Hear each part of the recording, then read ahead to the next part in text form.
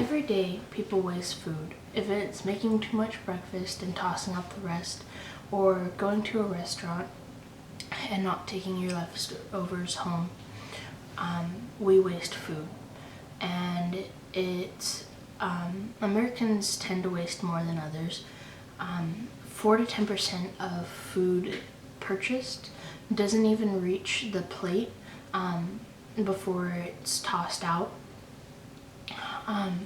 And so with wasting food, you waste money. And a way to save money for how much food you waste is homesteading. Because in homesteading, you don't really waste a lot of food, or practically any food. And with that, you can lower your grocery bill with homesteading, and the food tends to taste better, and you overall can just save money from homesteading. One thing that people think that you need is a lot of space, and they also tend to think that you need a lot of experience and a time, and really you don't need a lot of those things, and it is healthier because of all of the produce is fresh and it doesn't have any preservatives, and it isn't processed with parasites or anything, so it doesn't have any chemicals on it to get rid of parasites. And so with space, to kind of throw that out, you don't need a lot of it. Anything from a windowsill to a full backyard you can turn into something that you can start homesteading with. So on the windowsill you can have herbs growing, like rosemary or cilantro or basil. And if you had the opportunity to use your whole backyard for it, you could have a chicken coop that you can, just even a few chickens, you can have eggs, and when those chickens get older, you can harvest them and have fresh chicken. And I know that sounds kind of scary, but the meat will taste so much better if they're homegrown and fed, compared to going to the grocery store and getting one that has probably been filled with hormones to make it fatter and things like that. It will taste so much better if you had it yourself, if you grew it or raised them yourself. That's the same pretty much with all fruits and vegetables. Is they taste just a little bit better knowing that they came from your garden, or your tree, and they're fresher too because they didn't get picked and then processed and then sent to the grocery store, and then you go to the grocery store and pick them up. It's you go outside and you pick it off your tree and you bring it inside, or you eat it and make it into whatever you want. It can be less expensive over time.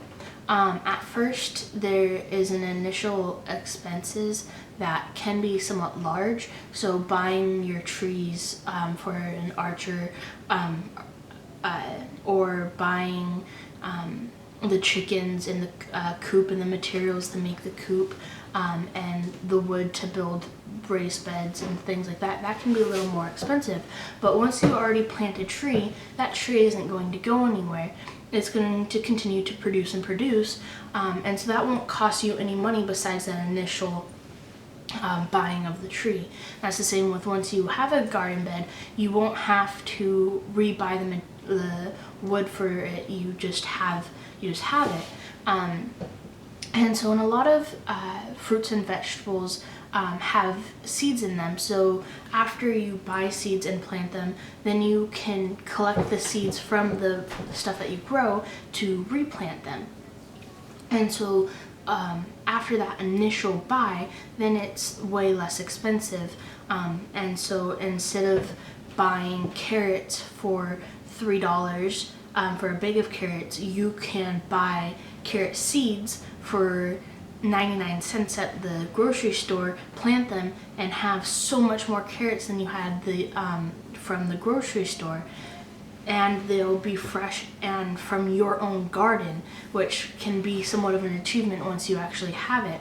So if you don't have a windowsill or you don't have a backyard and you can't really plant anything, you can go to your community garden.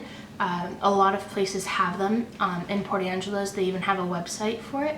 And I would suggest to click on this link and follow it and find out all the amazing things. And so, especially with the Port Angeles garden, you can use their materials and their resources to make your garden. And so really you just come out ahead with that. And to make it so you cut down on your grocery bill, not just during the summertime when people think that's only when you can really make grow a lot of things, is you can and you can jar them. And according to Put 'em Up, the book, it shows you that you can practically anything. And really, yes, you do have to buy jars and stuff like that, but that's the same thing. Once you use the thing in the jar, you can reuse that jar. So it doesn't cost as much as going to the store and buying can after can of green beans, when you can can your green beans from the summertime and have them all throughout the year. And so, which would also make them healthier than buying canned things, because those things have different preservatives than what you can use in your own canning. And so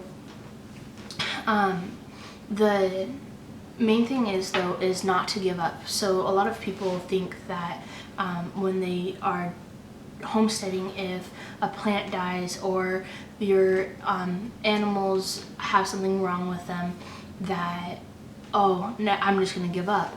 But keep on going through it, and the payoff will be so great, and it will be just so amazing when you can have a full dinner all come from your garden, or and then the meat coming from the meat that you raised and things like that. And so then you can take if you don't necessarily want to butcher your own meat, which a lot of people find somewhat scary, you can take it to someone else and they will do that for you, and they will like pluck the feathers and gut it and stuff like that, and then give it to you packaged, and it will still be so much healthier than anything that you can get at a grocery store. So I highly suggest that you guys take a look at this website for Port Angeles garden, and you see what they have to offer, and then you can see, once you get a feel for it, once you even visit the garden, then you can see that you can do that yourself.